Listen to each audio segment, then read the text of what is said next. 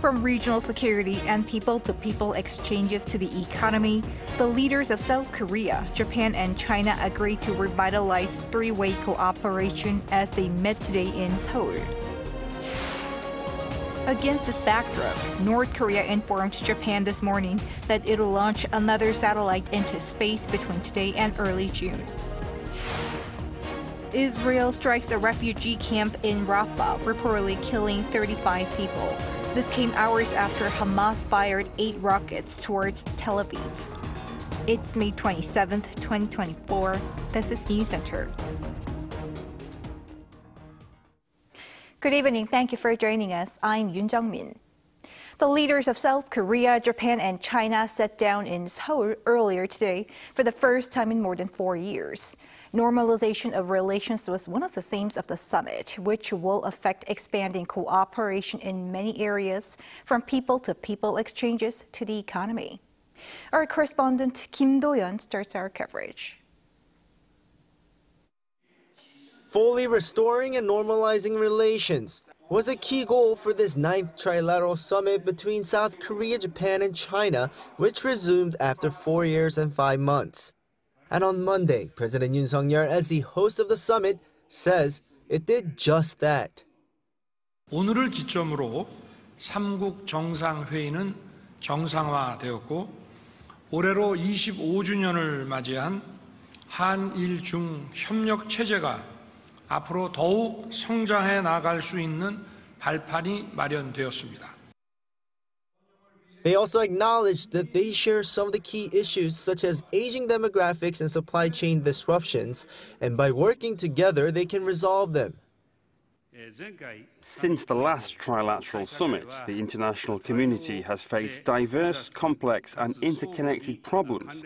Additionally, there are significant common issues among our 3 countries, such as low birth rates and aging populations.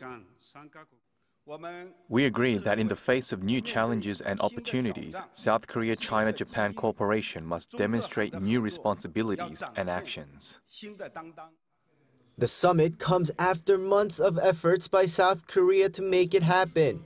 And President Yoon, on top of normalization of the relations, has emphasized tangible results for the citizens. In fact, the joint declaration the 3 adopted laid out the resumption of many dialogues between the 3 parties on top of specific actions they will take going forward. There were 6 main parts: civilian exchanges, climate change, the economy, public health, science, and disaster relief. Some tangible results were announced through the declaration. For the people-to-people exchange, the 3 will designate 2025 to 2026 as the year of cultural exchange among the 3 countries. For climate change response, they will collaborate with Mongolia to reduce dust and sandstorms in East Asia. And in terms of the economic and trade aspect, they will continue discussions to speed up trilateral FTA negotiations. In terms of public health and aging societies, the 3 will tackle future infectious diseases, and they adopted a separate joint statement on this. For science and tech cooperation, the 3 will resume the trilateral science and technology ministers meeting. 이번 회의에서 채택된 공동 선언은 우리 3국이 민생 증진과 영내 평화와 번영을 위해 긴밀히 협력하겠다는 의지를 담고 있습니다. Next up as the host is Japan, and the leaders agreed that they look forward to the 10th summit without notifying when it will take place. Kim Do-yeon, Arirang News. The trilateral summit also touched upon peace and stability on the Korean Peninsula. The 3 leaders agreed to make positive contributions, but were short of detail when it came to addressing more sensitive issues. Our senior correspondent Oh Soo-young explains.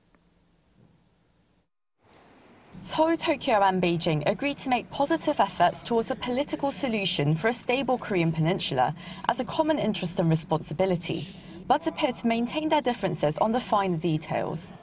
On Monday, President Yoon, Japanese Prime Minister Fumio Kishida and Chinese Premier Li Chang released a joint declaration following their trilateral summit in Seoul. Amid the regional security crisis posed by North Korea's nuclear and missile program, the three leaders reaffirmed their support for peace, stability and prosperity on the Korean Peninsula. However, the three leaders reiterated their positions on denuclearization of the Korean Peninsula and the issue of abductees. South Korea and Japan have been pushing for the denuclearization of North Korea in particular and the release of their nationals held hostage by Pyongyang.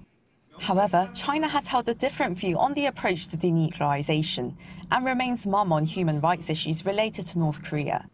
Speaking at a joint press conference, Yoon called for active cooperation between the three countries. 한일 중 3국 공통의 핵심 이익인 영내 평화와 안정을 보장하기 위해서는 궁극적으로 자유롭고 평화로운 통일 한반도를 실현한다는 목표 아래 UN 안보리 결의를 충실히 이행하면서 북한의 비핵화를 위해 노력하는 것이 중요합니다. Addressing North Korea's plans to launch a spy satellite by early next week, Yoon said the act would be a clear violation of UN Security Council resolutions and the international community must respond sternly. The Japanese PM also voiced his concerns. If North Korea proceeds with the launch of a satellite, it would be a violation of the UN Security Council resolution, and I strongly urge that they halt such a plan. He added that the denuclearization of North Korea and the stability of the Korean Peninsula are in the common interest of Seoul, Tokyo and Beijing. However, the Chinese premier refrained from criticizing Pyongyang and did not mention denuclearization. I believe that the parties involved must maintain restraint and prevent the situation from getting worse and more complicated. In a separate meeting with Lee Chang on Monday, Yoon requested China to play a constructive role regarding North Korea, emphasizing its duty to uphold the global nuclear non-proliferation system as a permanent member of the UN Security Council. According to spokesperson Kim Soo-kyung, the South Korean leader also asked for cooperation on the issue of North Korean defectors. China has routinely deported North Koreans back to their homeland, where they face serious consequences for attempting to defect. In response, Lee said he is well aware of Korea's concerns and that he will continue to communicate in the future. Yoon, during their bilateral meeting the previous day, similarly pressed for China's cooperation amid North Korea's weapons exchanges with Russia. Oh Si-young, Arirang News. And a separate business summit involving the leaders and business heads from South Korea, Japan, and China has set the tone for strengthening economic cooperation, such as further developing trade partnerships. Our trade correspondent Moon Hye-ryun has the details. As neighboring countries, South Korea, Japan, and China's economies are closely linked, celebrating 25 years of trilateral cooperation this year. At the 8th edition of a business summit on Monday afternoon in Seoul, the leaders and 240 business heads came together to discuss a wide range of regional topics. Japanese Prime Minister Fumio Kishida remarked on the common challenges the countries face, such as aging populations, while Chinese Premier Li Qiang spoke of deepening industrial cooperation as Beijing looks to stabilize its supply chain network. President Yoon Suk-yeol commented on the need for the neighbors to respond to global issues together, as well as further developing trade agreements. 3국 간 교역 투자 플랫폼인 RCEP의 활용도를 높이는 동시에 2019년 이후 중단된 한일 중 FTA 협상을 조속히 재개하여 경제 협력 기반을 업그레이드해야 합니다.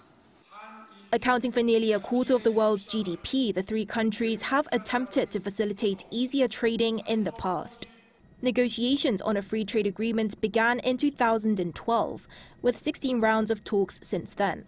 FTAs abolished tariffs and barriers, but progress on a trilateral agreement has been slow for a variety of reasons. The last negotiations were in 2019, and factors including COVID-19 and Beijing-Washington tensions have hindered progress.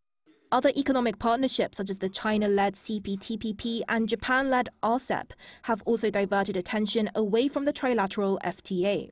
However, economic relations between Seoul and Tokyo have improved, with resumed finance leader talks last year ending a 7-year hiatus. But Japan falls behind the likes of the United States and China when it comes to South Korea's exports. And an expert explains why FTA negotiations between the two have been slow, and what Seoul is attempting to achieve through a free trade agreement with Tokyo. Even though Korean products are pretty good and less expensive, they are sticking to their own product. So main target of Korean, government and Korean corporations are, penetrating into Japanese market. As for trade relations with China, it was formerly the country's biggest destination for exports before the US took over. Data from the Bank of Korea show that the value of outbound shipments to the US overtook those to China for the first time in 21 years in the first quarter of this year. But the Sino-Korean FTA that was set in motion to cover goods trade could now be expanded to the services sector to include tourism and culture. The expansion of free trade agreements in other areas like services and investment, and interaction of people that are most important, and that is in the traditional kind of interest of free trade agreements. So I think it is a necessary and a natural process of development. With these negotiations between Seoul and Beijing scheduled for next month, and Yoon's urging to resume FTA talks, attempts to strengthen economic ties are definitely underway. Moon Hae-ryun, Arirang News. Now, against the backdrop of these high-level regional talks, Pyongyang informed Tokyo this morning of its intentions to launch a satellite into space between now and early June. Our North Korean affairs correspondent Kim Jong-sil reports. Another satellite launch warning by North Korea was issued early on Monday. Japan's Coast Guard received an email from the North that it plans to launch an artificial satellite between Monday and June 4th.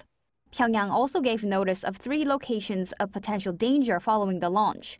The projectile will likely fall in one of 3 places, 2 of which are in the southwestern area of the West Sea and 1 in the Pacific Ocean east of the Philippines. Here's what a South Korean military spokesperson had to say about the announcement. North Korea's launch of a military reconnaissance satellite is a provocative act that violates UN Security Council resolutions.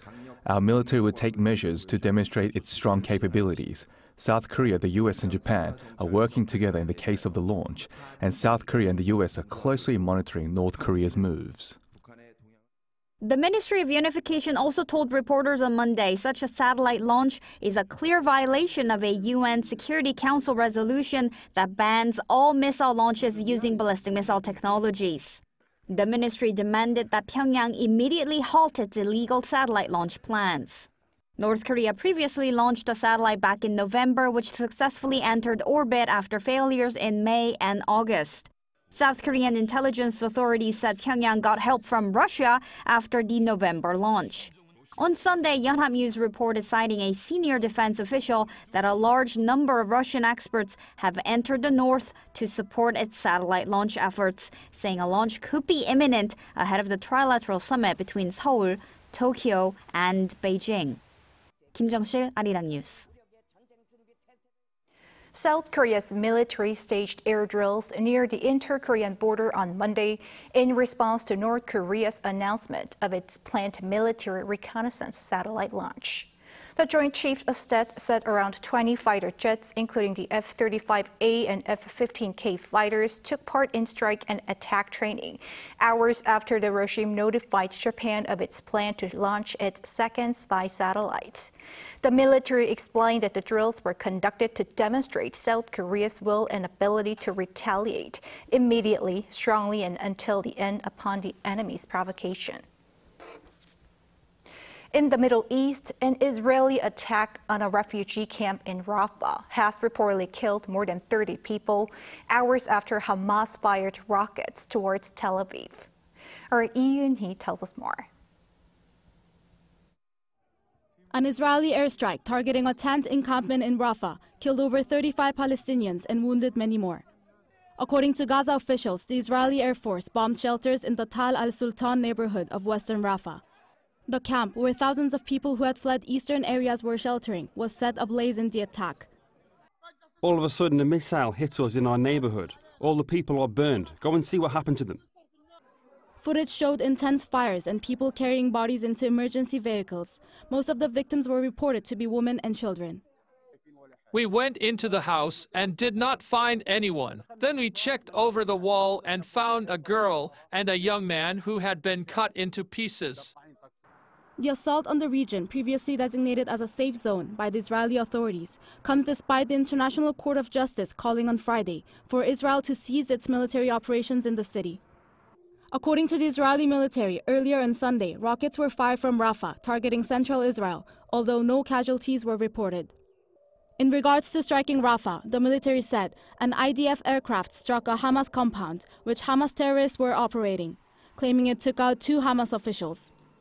It added that the strike was carried out against a legitimate target under international law, but was aware of reports indicating that as a result of the strike and fire that was ignited, several civilians in the area were harmed, and the incident is under review.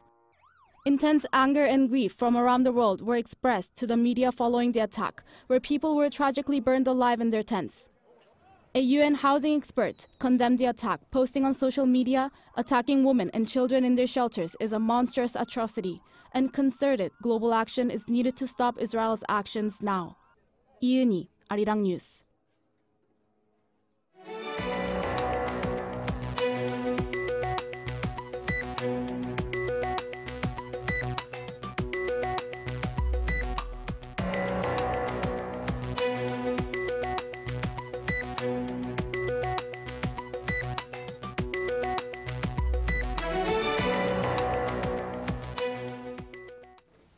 An annual singing competition for college students stages a comeback after 12 years here in Seoul, and it took place by the Hangang River this past weekend. Park Kwon-woo was there. Around 20,000 people have gathered at Yeouido Hangang Park in central Seoul. They're here for the 2024 Hangang Campus Song Festival, which aims to revive the popular college song contest that was held for 35 years from 1977 until 2012. College students take part in a singing contest with songs that they wrote themselves. Because this is being held after a long time, I'm hoping to see participants become singers like Shinechal. The college song contest, widely known as a gateway for singers to make it into the industry, has produced the likes of Shinechal and Shimsubong. On Saturday in Yeouido, the participants all had their own musical aims and ambitions. The time we perform on stage is also another page of our youth. I hope all the young people watching our performance feel happy. I hope people slowly walk through their life instead of being hasty. That's the message I want to deliver through my song. At this year's competition, a total of 264 teams auditioned to make it to the finals, and 11 were chosen. The total prize money of around $14,000 was split with 5 teams, while half of the amount went to the final winner. Among the 5 winners, the band named Pentacle won the grand prize. I was so surprised and thankful because I didn't expect such a big prize. I'm going to spread a lot of hope and kindness to people. With the prize money, I will release Moonlight, the song we show to you tonight, also with a music video. Let's go! Even though the festival lasted for over 2 hours, thousands of people remained in their seats. As a big fan of music, I hope this event happens every year because I was so happy and touched. Seoul Mayor Oh Se-hoon attended the event and said he will do his best to make sure the competition happens next year, even bigger and better. Park Kwon-woo, Arirang News.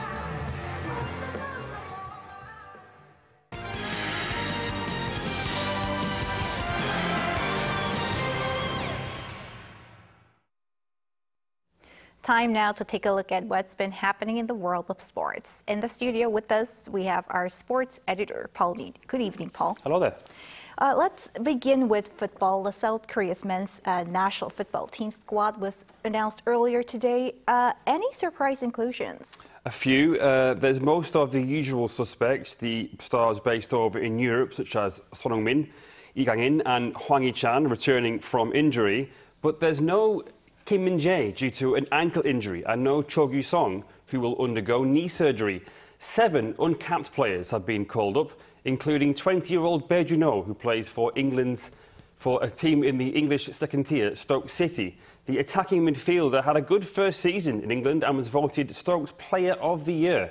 There are also first additions for Pohang goalkeeper Hwang In-jae, Kimcheon's Park Sung-uk, Ha Chang-rae of Nagoya Grampus in Japan, FC Seoul wing-back Choi-jun and Daegu's Hwang Jae-won. Oh Sa-hoon is in. Experienced striker Ju Min-gyu keeps his place, but Freiburg forward Jong Eun-yong misses out. Korea plays Singapore away next Thursday, June the 6th, and then are at home to China on June the 11th to see out this second round of a qualification. Kim Do-hoon has been placed in caretaker charge, with the search for a new full-time manager still ongoing.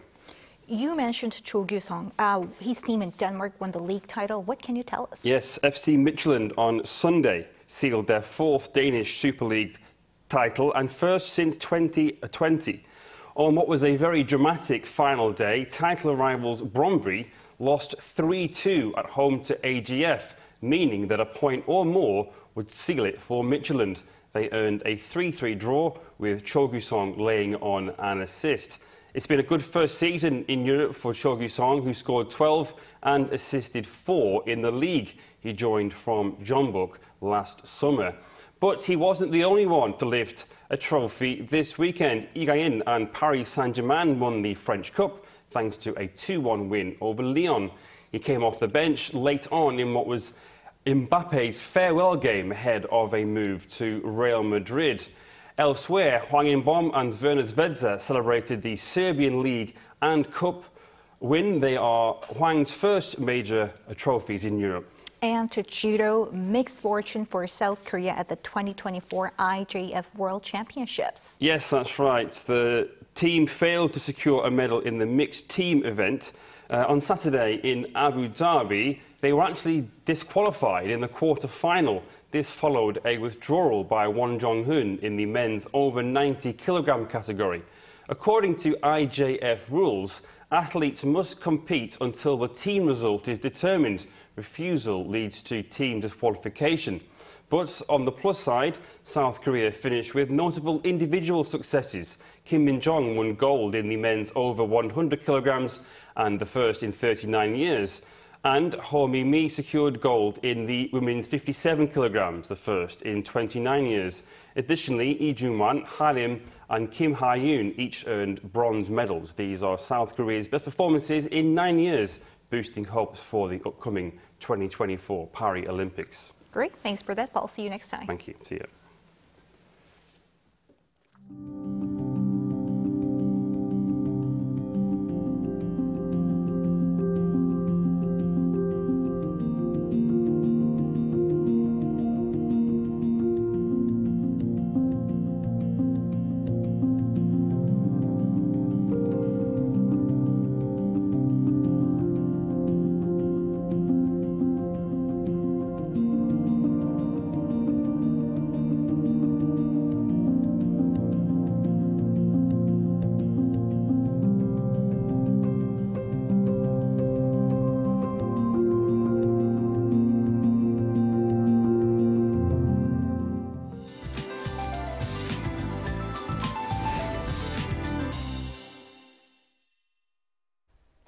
Unlike the rainy conditions yesterday, there were blue skies across the country today. The weather got cooler after the rain stopped, as the wind is blowing strongly across the country. Meanwhile, Jeju Island may receive less than 5 millimeters of light rain until tonight. From tomorrow, the early summer-like heat will gradually return. It will be cool in the morning, similar to today. Daytime temperatures will be higher than 25 degrees Celsius nationwide. Since it is cool in the morning and evening due to the temperature swings, you will need to take a jacket with you. Strong winds will continue tomorrow on the southern coast. In particular, strong winds of more than 20 meters per second are expected, with a preliminary strong wind warning issued on the east coast of areas of the Gyeongsangdo provinces. Please take extra precautions. Tomorrow, Seoul, Gwangju, Daegu, and Gyeongju will start off at 14 degrees. Highs will be topping out at 26 in Seoul and Gwangju.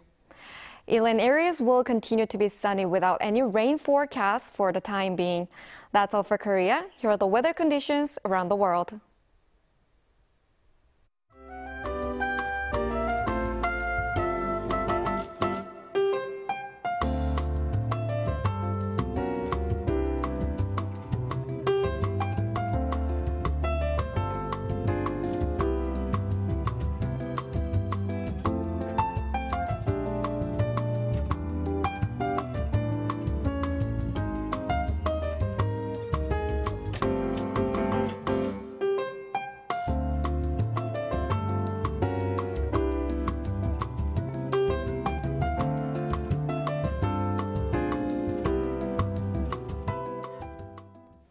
That is Newscenter for tonight. Thank you for watching. A panel session coming up.